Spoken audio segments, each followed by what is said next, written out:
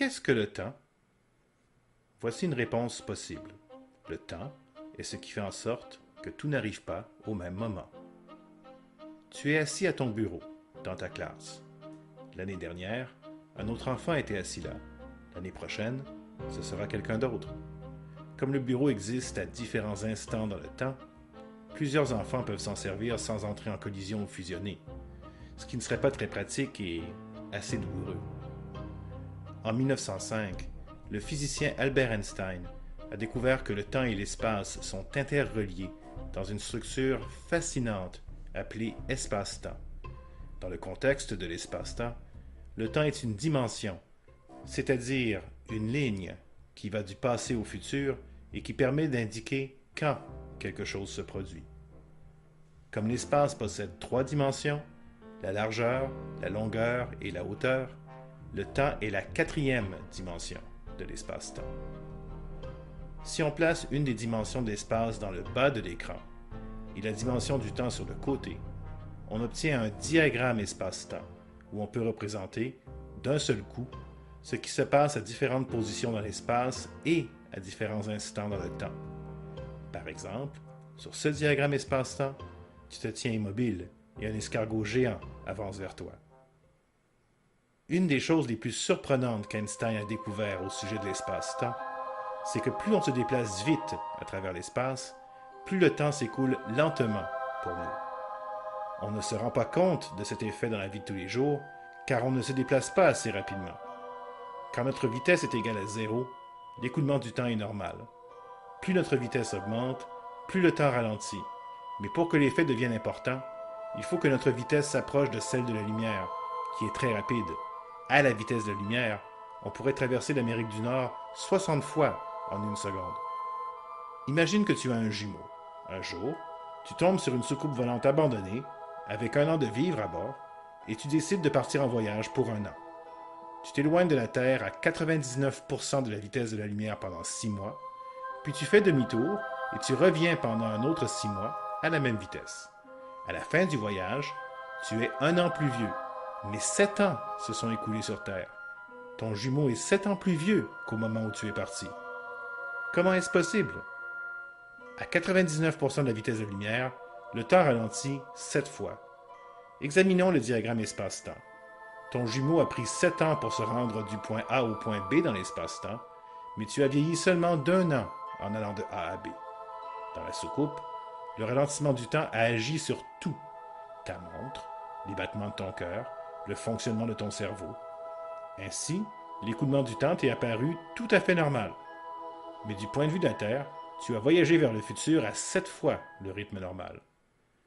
Dans la réalité, les sondes spatiales les plus rapides que nous avons lancées voyagent 10 000 fois moins vite que la lumière, et le ralentissement du temps demeure très petit. En utilisant d'énormes accélérateurs, on peut faire voyager des particules très petites à des vitesses qui s'approchent de celles de la lumière. Dans une expérience, on a produit des particules instables, appelées muons. Au repos, ces particules durent une fraction de seconde avant de se désintégrer.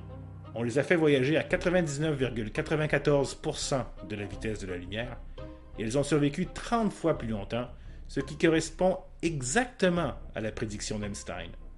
À 99,94% de la vitesse de la lumière, le temps ralentit 30 fois. Dans les plus gros accélérateurs, on peut ralentir le temps plus de 100 000 fois. Pour les particules qui se déplacent à la vitesse de la lumière, comme celles qui composent la lumière elle-même, le ralentissement du temps devient infini. Le temps arrête tout simplement de s'écouler. Mais si le temps s'écoule de plus en plus lentement, plus on se déplace rapidement, et est arrêté pour les particules qui voyagent à la vitesse de la lumière, se pourrait-il qu'ils se mettent à reculer si on voyage plus rapidement que la lumière? Justement, dans l'espace-temps, voyager plus vite que la lumière peut amener à reculer dans le temps, en raison d'un autre effet découvert par Einstein, quelque chose d'encore plus incroyable que le ralentissement du temps. D'après Einstein, la réponse à la question « Que se passe-t-il maintenant ailleurs dans l'univers ?» dépend de la vitesse à laquelle on se déplace. Ainsi, deux personnes qui ne voyagent pas à la même vitesse n'auront pas la même conception de ce qui constitue l'instant présent dans l'ensemble de l'univers. Imagine que tu te trouves dans une base spatiale extraterrestre qui s'éloigne de la Terre moins vite que la lumière, et que tu quittes la base pour revenir vers la Terre à une vitesse par rapport à la base plus grande que celle de la lumière. Tu vas continuer d'avancer dans le temps du point de vue de la base, mais aussi surprenant que cela puisse paraître, du point de vue de la Terre, tu vas te mettre à voyager vers le passé. Mais est-ce que tout ça a un sens? Pour voyager quelque part, il faut que ce quelque part existe. Si on peut voyager vers le passé, cela veut dire que le passé existe encore. Justement, dans l'espace-temps, le présent et le passé coexistent de la même manière que la gauche et la droite coexistent. Le passé existe encore quelque part le long de la dimension du temps, et en voyageant plus vite que la vitesse de la lumière, on pourrait s'y rendre.